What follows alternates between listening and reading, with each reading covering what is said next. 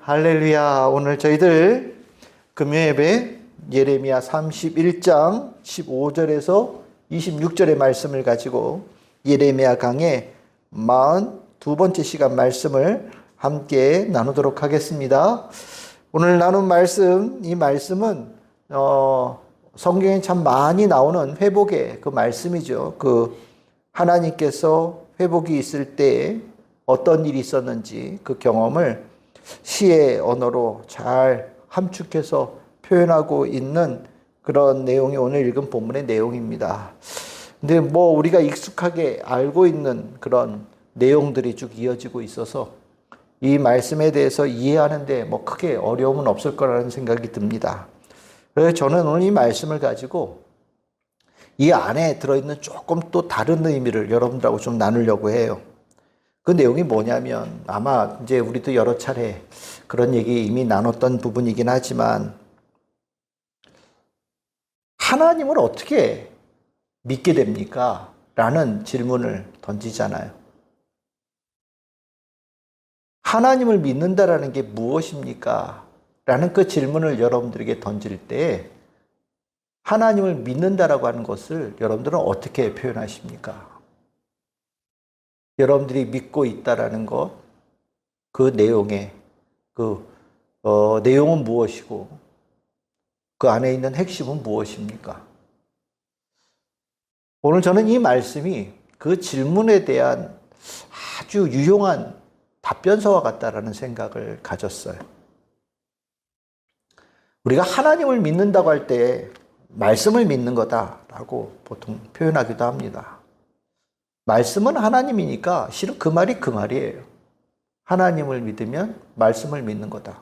말씀이 하나님인데 그럼 하나님을 믿는다는 얘기하고 별로 다르지 않죠. 그럼 성경을 읽는단 말이죠. 그럼 성경을 읽으면 이해가 됩니까?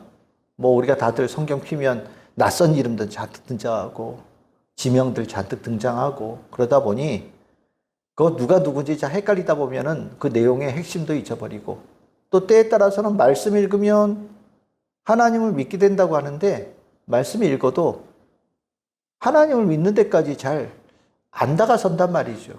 그럼 다시 물어요.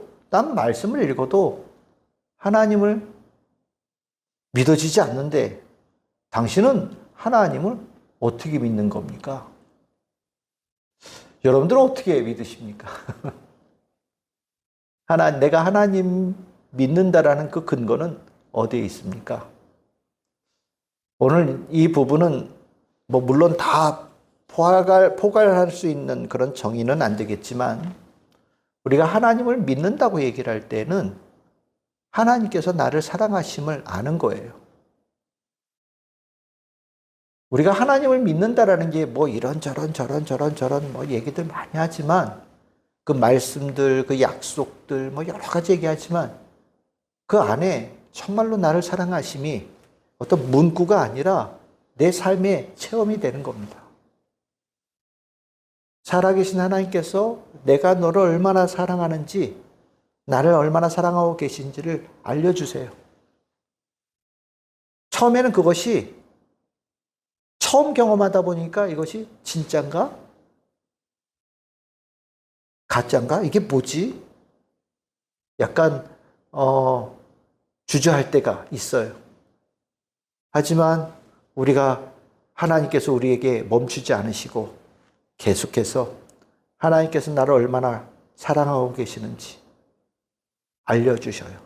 그리고 하나님이 살아계신 존재라는 거, 나에게 사랑을 베풀어 주시는 살아있는 존재라는 거, 그리고 하나님의 사랑 안에 하나님의 주권이 함께 들어있다라는 거, 그 사랑 안에 나의 보호하심이 있다는 거, 여러 가지들 하나님께서 경험시켜 주시면서 내 안에 하나님께서 나를 사랑하심이 누적되어지면서 우리는 그것이 믿음이 되어지는 핵심적인 내용이 되지 않을까라는 생각이 듭니다. 어떠세요? 제 말이 어떻게 공감이 좀 되십니까? 우리가 처음 성경 읽자마자 하나님을 믿는다라고 얘기하는 거는 정말 기적과 같은 일이죠. 물론 이 단계를 어떤 아주 강력한 사건 하나로 만나는 사람들도 있어요. 정말 그에게 기적이 일어나서 강력한 병고침의 역사가 일어난다든지, 아니면 그에게 하나님께서 강하게 역사하셔서 더러운 죄의 권세, 악한 영을 쫓아내 주시며 그의 삶에 놀라운 변화를 일으키신다든지, 그런 것들을 통해서 아주 단시간 내에 경험시키시는 경우도 있습니다. 근데 그 안에도 똑같은 거예요. 우리의 병고침, 병이 나은 자체가 중요한 게 아니죠. 나를 하나님께서 그렇게 사랑하고 계신다라는 걸 내가 체험하는 겁니다. 나에게 더러운 영이 있던 영이 쫓겨나가고 내가 평안함을 얻을 때도 똑같은 거예요. 아유, 머리 아프던 게 사라졌어. 이게 아니라 하나님께서 나를 너무너무 사랑하셔서 나를 짓누르고 있던 그 악한 영의 권세를 쫓아내 버려주시고 나를 평안으로 채워주셨다. 하나님이 날 정말 살아계신 하나님께서 날 정말 사랑하시는구나 체험하는 거죠. 믿음에 이르지 못하는 이들은 지식이 없어서는 아닙니다. 성경 읽으면 다 웬만하면 이해가 돼요. 오늘 읽은 본문에 이해 안 되는 거 있으십니까? 없어요. 글로 잘 찬찬히 읽으면 누구든지 다 이해할 수 있는 글로 되어져 있어요. 근데 문제는 이 안에 하나님의 사랑이 안 느껴지는 거죠.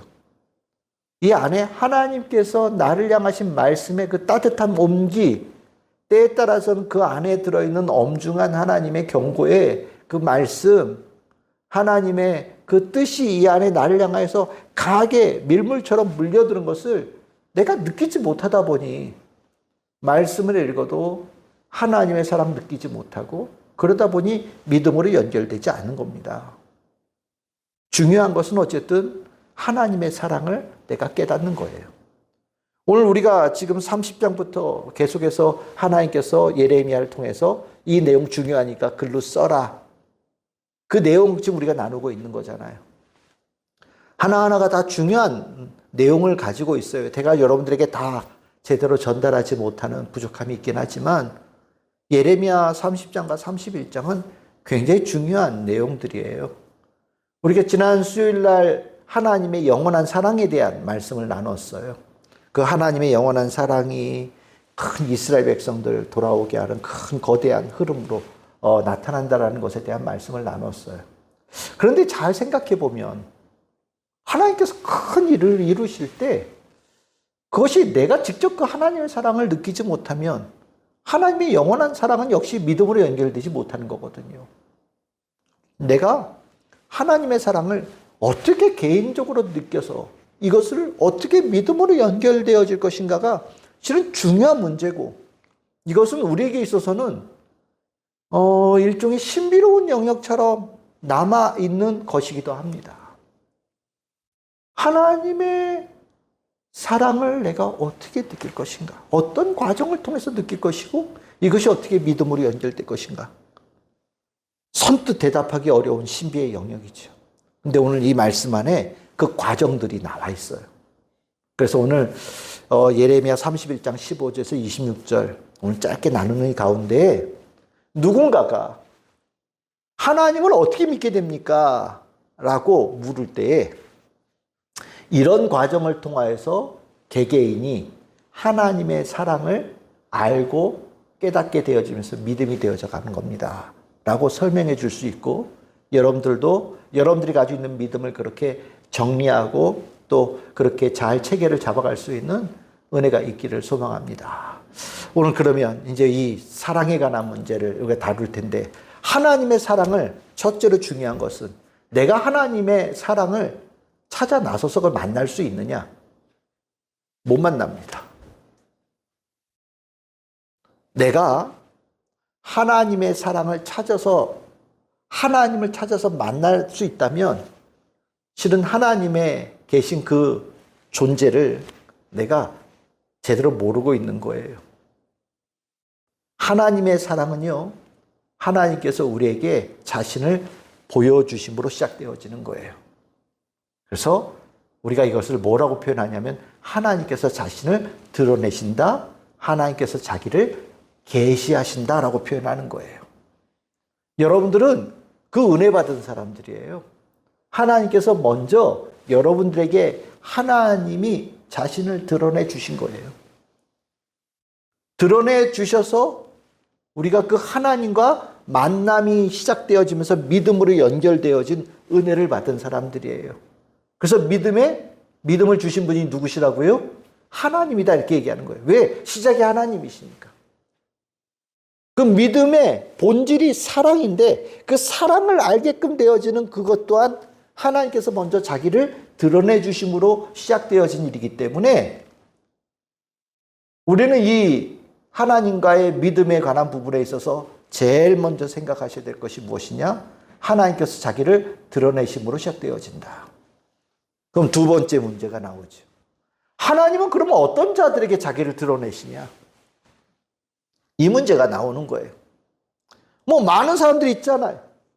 다 있는데 하나님께서 뭐 예를 들어서 흔히 얘기하듯이 남산 위에 하나님께서 짠 나타나셔요. 그럼 모든 사람들 다 만나서 다 볼 거 아니에요. 그럼 다 하나님 믿을 거예요. 근데 하나님은 그런 식으로 하나님을 만나고 하나님을 믿게 되어지는 것을 원하지 않으시는 것 같아요. 왜냐하면 하나님은 진정으로 진심으로 하나님을 사랑하는 관계를 원하시는 거지, 그분이 뭐 대단해 보여서 그분에게 얻을 게 있어서 나가가서 아유 저 계시네, 내가 저분한테 가면 뭐 잘 될 거야, 이런 마음으로 하나님과 만나는 걸 원치 않으시는 분이시기에 하나님은 만날 자를 찾으셔요. 하나님께서 어떤 자를 찾으신다는 거예요.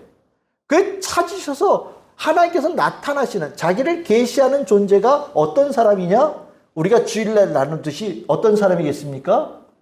복이 있는 사람인 거예요. 하나님께서 자기를 나타내 주시는 사람, 하나님께서 자기를 계시하기를 결정하신 사람, 그 은혜를 받은 사람이 누구냐? 복 있는 사람인 거예요. 그래서 우리 벌써 3번 나눴잖아요. 첫 번째가 어떤 사람이었어요? 우리 누가복음에 가난한 사람. 두 번째는요, 줄인 사람. 우리 지난주에는요, 우는 사람 있었잖아요. 이런 사람들 복이 있는 거예요. 왜? 하나님께서 지나치지 않으시고 그들을 찾아가신다는 거예요. 자기를 드러내신다는 거예요. 시작이 되어지는 거죠. 그래서 복이 있다라고 표현하는 거예요. 오늘 여기에 보시면 그 가운데 한 사람이 나옵니다. 어떤 사람이요? 15절 보십시오. 자식을 잃어서 자식이 포로로 끌려갔어요. 죽었는지 살았는지 알 수 없어요. 그래서 애곡을 합니다. 라헬이 그 잃어버린 지파들, 이스라엘 지파들을 생각하며, 내 자식들을 생각하며 울어요. 근데 이 울음이 어떤 것으로도 위로가 안 되는 울음이에요. 아유, 괜찮을 거예요. 뭐 누가 말로 해도 안 돼요. 완전한 절망의 울음이에요. 내 자식 사라졌으니. 그것도 한둘이에요. 자그만치 열의 아들 가까이 되는 아들들이 사라진 거예요. 12의 아들 중에 지금 겨우 하나 남았을까, 둘 남았을까 싶을 정도의 상황인데 얼마나 마음이 아파요. 그 눈물 흘리고 있는 그 하나님, 그 라헬을 하나님께서 지나가지 못하시는 거예요. 그래서 찾아가시는 거죠. 우리가 하나님께서 찾으시는 자, 우리 주일날 나눴듯이 우는 자예요. 나의 한계를 깨달으며 나의 절망을 주님 앞에 진정한 진짜 눈물을 흘리는 자, 하나님께서 찾아오시는 거예요. 그게 믿음의 시작이 되는 겁니다. 그 믿음의 시작이 되어지면서 하나님께서 두 번째 단계로 들어가셔요. 찾아오셔서 그와 뭘 하시느냐? 대화를 하셔요. 대화를. 믿음의 여정 속에 하나님께서 우리에게 사랑을 알려주시는데, 그 사랑이라고 하는 것을 우리에게 무엇으로 알게끔 하시느냐? 대화가 오가는 과정을 통해서 하나님의 사랑을 알게 되어지는 문을 열어주셔요. 하나님께서 갑자기 내가 너를 사랑하니까 뭐 다이아몬드 반지 하나 주시면서 그냥 아무 말 없이 툭 던지고 가시는 분이 아니라는 거예요. 그건 하나님의 사랑이 아니에요. 하나님의 사랑은 하나님과 그 사이에 대화가 이루어지면서 그 대화 속에 하나님의 사랑이 물들어져 들어가는 거예요. 눈물을 흘리는 자에게 하나님께서 먼저 말씀을 하시죠. 뭐라고 말씀하십니까? 16절에 보십시오. 내 눈물을 멈추어라. 우는 자는 복이 있나니 너희가 웃을 것이다 라고 말씀하셨잖아요. 같은 거예요. 눈물 흘린 자의 눈물을 닦아주시며 그만 울어라 라고 말씀하시는 거예요. 하나님께서 나에게 먼저 말씀을 건네주시는 거죠. 그 말씀 앞에 하나님께서 그 눈물을 닦아주시며 그에게 새로운 지경에 눈을 열게끔 도와주시기 시작하셔요. 우리가 30장 시작하면서 시작했던 주제죠. 믿음의 아는 세계, 믿음으로 알아가는 세계를 그에게 열어주기 시작하시는 거예요. 하나님의 말씀의 중요한 능력이 바로 그거죠. 머리로 생각했던 것 너머에 믿음의 눈으로 보아서 알게 되어지는 세계를 그에게 열어주시는 축복을 주시는 거예요. 그 하나님의 말씀 앞에 이 눈물을 흘리던 자가 어떤 반응을 보이느냐? 18절이에요.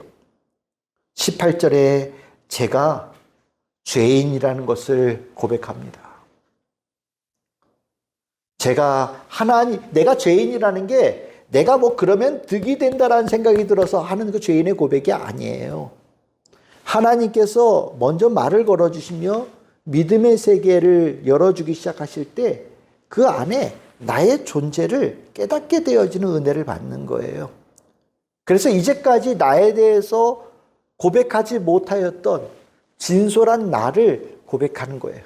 오늘 뭐라고 표현하느냐? 저는요, 멍에에 익숙하지 못한 못된 송아지 같다라는 걸 깨달았습니다. 그냥 막 나가는 사람이죠. 함부로 사는 존재라는 것을 오늘 하나님의 말씀을 듣고 나니 내가 그 안에서 내 안에 깨달음이 올라오기 시작했다는 거예요. 그러면서 주께 구합니다. 주님, 저를 돌아오게 하여 주시옵소서.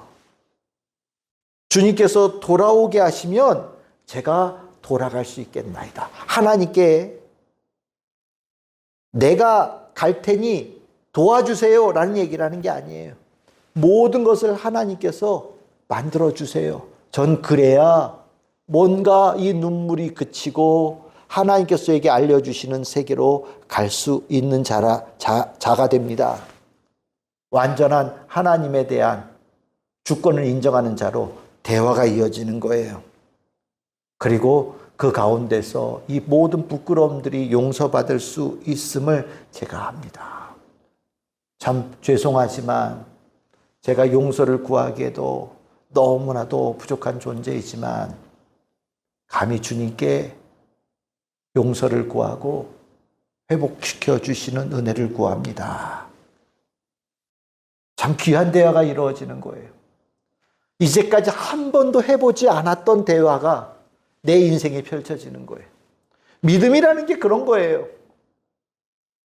내가 이제까지 썼던 말들, 내가 이제까지 살아왔던 삶의 습관들이 하나님 앞에 다 없어지는 거예요. 믿음으로 가는 그 과정 속에 하나님의 사랑은요, 내가 이제까지 하지 않았던 것, 이제까지 도달하지 못했던 가장 깊은 말과 가장 깊은 나의 모든 그 느낌들, 깨달음들을 토해내는 언어가 쏟아지기 시작하는 거예요. 근데 이것을 하나님께서 어떻게 여기시느냐?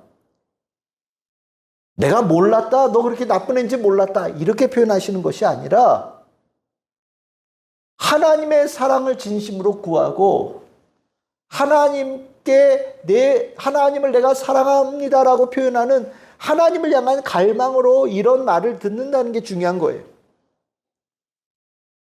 그러면서 하나님께서 하나님이 가지고 계신 그 사랑을 그에게 드러내 주시는데 그것이 바로 20절이에요. 굉장히 중요한 구절입니다. 우리 한번 20절 한번 읽어보겠습니다. 시작. 에브라임은 나의 사랑하는 아들, 기뻐하는 자식이 아니냐. 내가 그를 책망하여 말할 때마다 깊이 생각하노라. 그러므로 그를 위하여 내 창자가 들끓으니 내가 반드시 그를 불쌍히 여기리라. 여호와의 말씀이니라. 아멘. 여기 안에 나와 있는 내용은 나를 향한 하나님의 그 깊은 영원한 사랑을 나에게 느끼게, 알게, 깨닫게 해주시는 거예요. 그 영원한 사랑의 본체가 무엇이냐? 내가 죄를 지어서 깊은 고통 속에, 어두움 속에 지나고 있을 때 하나님께서는 나의 그 모습을 고통스럽게 여기시며 창자가 끊어지는 아픔으로 공감하고 계셨다라는 것. 내가 하나님 모르고 함부로 살았던 그 시절, 하나님 떠나서 방황하던 그 시절, 하나님을 등지고 하나님을 욕되게 했던 그 시절, 그래서 하나님께 징계받고 살았던 그 시절, 하여튼 모든 것을 다 동원해서 하나님은 나의 고통의 자리에 늘 함께 하시며 내 삶에 무너지고 상하는 것을 자신의 고통으로 나보다 더 깊이 그 고통을 느끼시고 지켜보고 계시고 함께하고 계셨음을 알려주시는 거예요. 우리가 믿음, 아까 영원한 사랑이라고 그랬잖아요. 그 영원한 사랑은 액자에 구호로 적어놓은 말씀이 아니에요. 믿음, 하나님을 믿게 되어지는 그 본질의 영원한 사랑은 언제나 나와 함께하고 계신 그 사랑이에요. 그리고 나의 부족함을 함께 아파하신 하나님, 그리고 그 고통으로부터 건져내기를 함께 갈망하신 하나님, 그것을 하나님께서 나에게 느끼게 해주시는 거예요. 어마어마한 사랑이죠. 내가 감당할 수 없는 사랑의 깊이와 넓이와 높이와 풍요로움을 가지고 있는 거예요. 그 사랑이 나한테 마치 폭포가 쏟아지듯이 내가 감당할 수 없는 양으로 내 삶에 순식간에 확 들어오는 것을 경험하는 겁니다. 그때 우리에게 일어나는 반응이 어떤 반응이냐? 바로 그 사랑을 느낀 자의 가장 깊은 모든 것이 담겨 있는 눈물이 되는 겁니다. 사랑을 알게 하시고 느끼게 하시고 깨닫게 하시는 그 과정을, 대화의 과정을 통하여서 내 삶에 부으시는 은총을 주시는 거죠. 이것이 우리에게 말로 다 표현할 수 없는 믿음의 본체를 이루는 거예요. 여러분들이 이 경험 다 가지고 계시죠? 이거 없이 신앙생활을 한다라고 하는 것은 그냥 아주 속된 말로 단팥빵에 안에 단팥이 없는 거예요. 겉으로는 단팥빵처럼 보이는데 속에 있어야 될 가장 중요한 게 빠져 있는 거예요. 하나님께서 나를 사랑하시는 것에 내가 감당할 수 없을 만큼의 크기와 깊이, 정말 폭포수처럼 쏟아지는 그 사랑에 있음을 내가 깨닫지 못한다면 우리의 믿음은 시냇물만도 못할걸요. 졸졸 흐르는 개울만도 못할 거예요. 그것은 하나님을 알지 못하는 거고요. 그것에 기반되어진 믿음은 믿음이라고 얘기할 수 없는 겁니다. 하나님께서 주시는 이 영원한 사랑에 대한 부으심은 그 뒤에 또 다른 과정으로 이어져요. 하나님의 사랑을 내가 확 느꼈어요. 그 사랑이 얼마나 큰지를 알았어요. 그러고 나면 하나님께서 그 삶에 부으시는 새로운 영역들이 나타나기 시작합니다. 그게 무엇이냐? 21절이에요. 22절이고요. 이정표가 세워지고 표말이 만들어져요. 이게 무슨 뜻일까? 저희 고민 많이 했거든요. 그런데 여러분, 우리 고속도로 타고 가다 보면 우리 왜 그런 거 있잖아요. 우리 이제 집이 다 서울 쪽이니까 저 남쪽에 갔다 올라오다 보면 서울 이래가지고 이렇게 표지판이 쫙 있잖아요. 서울 직진. 그래가지고 몇 킬로 남았다. 우린 그 표지판 보고 운전해서 가는 거예요. 하나님께서 내 삶에 계속해서 이정표를 세워주시는 거예요. 가야 될 곳이 어딘지, 얼마가 남았는지, 어느 쪽에서 우회전을 해야 되는지, 어디서 좌회전을 해야 되는지, 여기는 어떻게 통과를 해야 되는지, 무엇을 주의를 해야 되는지, 하나님께서 내 삶에 필요한 이정표를 가는 길에 계속해서 준비하시며 나를 인도하시는 것을 내가 깨닫게 되는 거죠. 깊은 사랑이에요. 전에는 내가 간다고 생각했거든요. 내가 정하고 내가 간다고 생각했는데 이 하나님의 깊은 사랑에 믿음의 눈이 열리면 하나님께서 내 삶에 이끌어 가시는 이정표가 보이기 시작해요. 그리고 그 이정표를 볼 때마다 정말 나를 향하신 영원한 사랑이 내 심령에 깊이 새겨지는 은총을 받는 거죠. 그러면서 하나님께서 약속하셔요. 그 종착지가 되어지고 나면 하나님께서 새 일을 준비해놨다. 얘야, 서울까지 얼마 남았어? 근데 가면 이런 거 있어. 지금 가면 이렇게 너를 위하여서 잠잘 곳도 준비되어져 있고, 거기 가면 네가 먹을 것도 내가 준비를 해놨고, 거기 가면 만날 사람들이 이렇게 준비되어 있고, 너를 기다리고 있는 사람들이 있어. 이런 잔치가 벌어질 거야. 하나님께서 그에게 알려주시는 거예요. 그러니까 우리 함께 가자. 최선을 다해서 가자. 우리 함께 걸어가자. 라고 끊임없이 격려하시며 하나님의 가지고 계신 미리 계획을 그에게 보여주시는 거죠. 이 또한 하나님의 깊은 사랑이 되는 겁니다. 그리고 나서 우리는 그 가운데서 중요한 새로운 삶의 모습이 나타납니다. 그것이 23, 24, 25절인데 오늘 여기에 보시면 25절에 그 내용이 나와요. 뭐라고 나옵니까? 피곤한 심령이 상쾌하게 되어지고 모든 연약한 심령이 만족하게 되어지고 강하게 되어진다. 하나님의 사랑을 내가 알게 되어지면서 이 안에 정말 삶을 어떻게 살아야 되는지 두렵고 걱정되어지고 불안했던 그 생각들, 슬픔으로 쌓이고 절망 속에 눈물을 흘리던 그것이 변하여서 기쁨으로 그 자리에서 변화되어져가는 은혜를 입게 되어지고 하나님 한 분만으로 확신하며 그 가운데 만족하고 나아가는 자로 바뀌게 되어진다라고 얘기를 해요. 그리고 이 모든 여정 속에서 나는 비로소 하나님의 영원한 사랑을 알게 되어졌다라고 고백하게 되어진다라는 거죠. 이게 믿음이에요. 여러분들 하나님께서 여러분들 다 삶을 인도하고 계신 거 여러분들 다 경험하시죠? 그냥 사는 거죠. 그냥 가는 거예요. 이렇게 사는 분 없으시지요?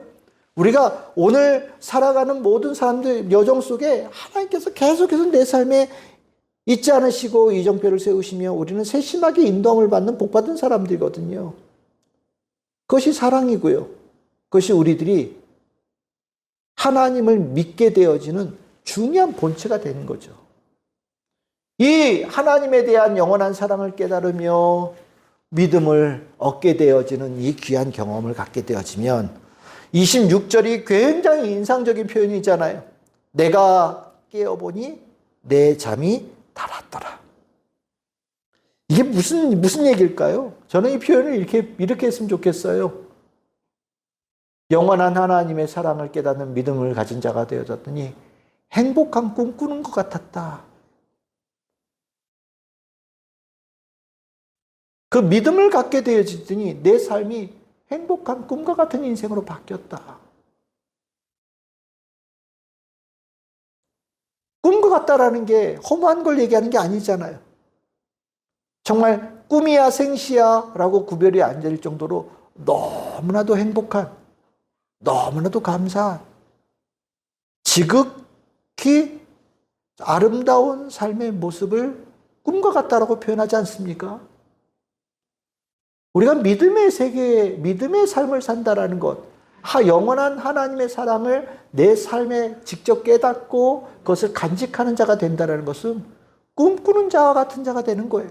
꿈과 같은 삶을 산다라고 표현하고 있는 겁니다.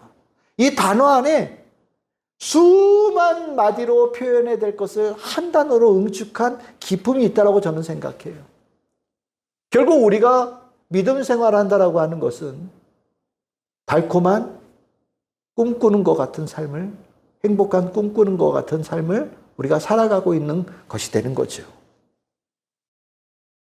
저는 이 모습이, 이 단어들이, 이 과정들이 한 사람이 믿음이 없는 사람에서 믿음의 사람으로 바뀌어지는 중요한 과정이라고 생각이 들어요. 그 가운데 대화가 찾아오시고 자신을 나타내시면서 대화해 주시고 그를 새로운 존재로, 기쁨의 존재로 고백할 수 있는 만들어 가시고 하나님의 가장 깊은 사랑을 그에게 드러내시며 이끌어 가시고 인도하시는 그 과정들, 그리고 그의 삶에 용기와 격려를 주시고 기쁨을 주시고 만족을 주시는 그 과정들, 하나하나의 과정을 통해서 우리가 하나님의 사랑이 내 안에, 내 삶에 항상 함께하고 있고 날마다 더해진다는 것을 깨닫는 자 만들어 가시는 것. 그러면서 우리는 하나님을 믿는 자가 되어지는 복된 자가 되어지고, 그것은 마치 꿈꾸는 것 같은 참으로 기쁜 인생의 바꿈을 만들어주더라.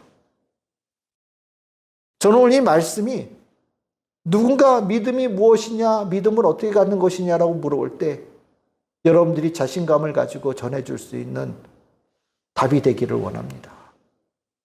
우리가 이미 경험해 온 길이고 경험해 가고 있는 길이고 많은 이들과 함께 손을 붙잡고 가야 될 길이 바로 이 길입니다. 예레미야 30장 31장은 다시 한번 강조하지만 아주 중요한 장이에요. 그 안에 우리가 마음에 담아야 될, 심령에 담아야 될 정말 보석과 같은 말씀들이 충만합니다.